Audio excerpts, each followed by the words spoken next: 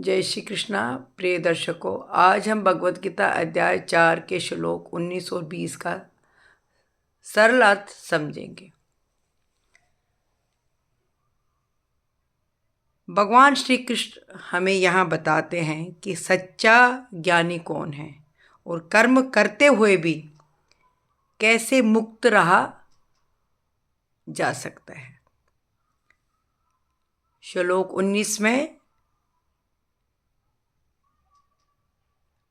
भगवान श्री कृष्ण कहते हैं कि जिस व्यक्ति के सभी कर्म स्वार्थ और इच्छा रहित होते हैं, जिसके कर्म ज्ञान की अग्नि में जल चुके हैं, उसे ही सच्चा ज्ञानी कहा जा सकता है।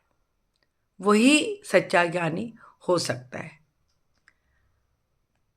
प्रिय दर्शकों, हम इस चीज़ को इस तरह से भी समझ सकते हैं कि जैसे एक माँ अपने बच्चे की सेवा करती है, वह बदले में कुछ नहीं चाहती है, न धन्यवाद न इनाम। उसका कर्म प्रेम से भरा होता है, स्वार्थ से नहीं है। एक माँ जो है वो अपने बच्चे के लिए जो भी करती है, उसमें उसका कोई स्वार्थ नहीं होता है। ऐसा कर्म बंधन नहीं बनता है। जिस प्रकार सूर्य सबको प्रकाश देता है, वह ये नहीं सोचता है कि कौन अच्छा है कौन बुरा है।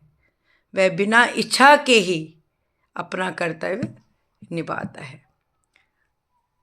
इसी को हम निष्कर्म कर्म कह सकते हैं। भाव अर्थ ये है कि जब हम बिना फल के इच्छा के कर्म करते हैं, तो वही सच्चा ज्ञान है।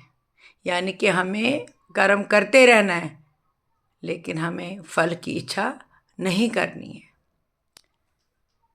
श्लोक 20 में कृष्ण कहते हैं, जो व्यक्ति कर्म के फल में आसक्ति छोड़ देता है, उसे किसी चीज़ का मोह नहीं रहता, किसी चीज़ की लालच नहीं रहती है। वह हमेशा संतुष्ट रहता है। वह कर्म करते हुए भी कर्म से बनता नहीं है। जिस प्रकार से एक शिक्षक या एक अध्यापक बच्चों को पढ़ाता है, वह पूरी मेहनत करता है, लेकिन परिणाम क्या आएगा इस चिंता में नहीं रहता है। उसका ध्यान केवल अपने कर्तव्य पे ही रहता है।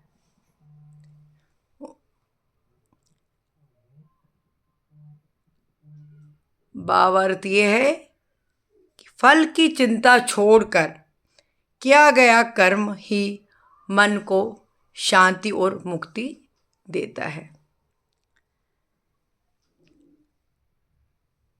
इसलिए श्री कृष्ण कहते हैं, श्री कृष्ण हमें ये भी सिखाते हैं कि कर्तव्य करते रहो, लेकिन फल की इच्छा मत करो।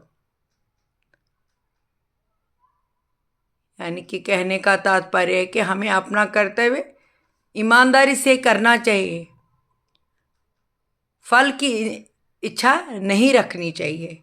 जब हम निष्काम भाव से कर्म करते हैं, तो वही हमें सच्ची शांति और मुक्ति दिलाता है।